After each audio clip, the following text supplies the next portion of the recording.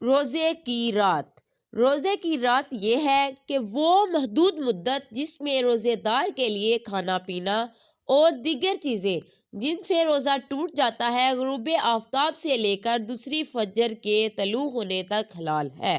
اور یہ اس دن کے بدلے میں ہے۔ روزے کا وقت جس طرح رات میں روزہ رکھنے کی جگہ نہیں ہے، اور ہجرت کے دوسرے سال مسلمانوں پر روزہ فرض کیا گیا تھا اور وہ رات کے وقت کھانے کے بعد روزہ رکھتے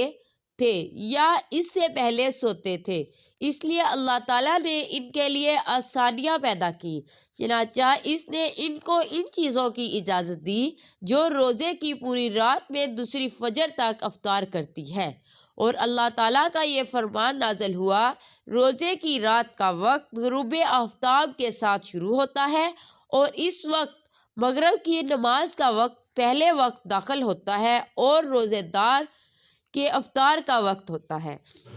اور اس میں مستحب ہے کہ دوسری فجر کے قریب سحری کھائیں اور اس میں نیت قائم کی جائے۔ اور رمضان کے مہینے میں نماز تراویح رات اور دن کے وقت 2 متواتر ادوار ہیں،